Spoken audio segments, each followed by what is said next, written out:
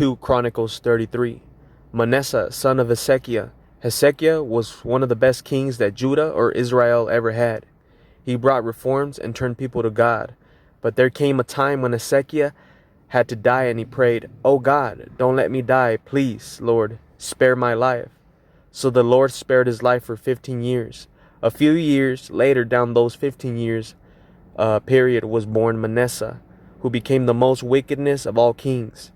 Hezekiah opened the doors and showed all the treasures that Judah had to the Babylonians.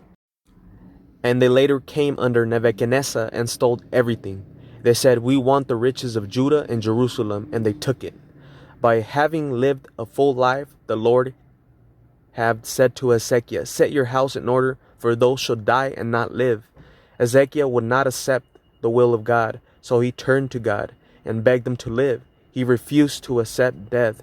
He did not set his house in order. Yes, some people live too long. Manasseh became king at the age of 12 and said to undo all the things his father had accomplished. He was a very wicked man.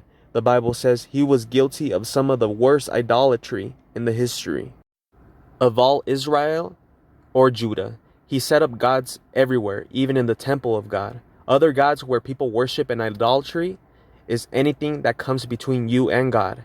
It's where self is preferred over God.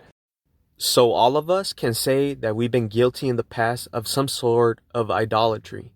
God hates idolatry more than any other sin. Under the law of Moses, a man can be stoned to death.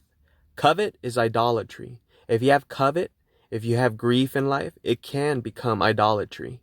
When Paul walked around in Athens, he told the Corinthians Greeks, "Flee from idolatry." In 1 Corinthians 10, and Paul described Christians to the Thessalonians as someone who turns to God from idolatry to serve the living and true God. Are you guilty of idolatry? Is covetousness a part of your life? Is greed a part of your life? The Bible says, "Keep yourselves from idols." In 1 John 5, keep yourself from idols. Is your phone your idol? Facebook, Instagram? What about TikTok? Do you spend more time with these than the Lord? Do you spend more time with these than praying and studying the Bible? Today's idols are actors, athletes, rappers. Just about everyone. Even sometimes we idolize ourselves. We look at them and we say, "Wouldn't it be great to be just like them? Have all the cars, drugs, houses, females, vice versa?"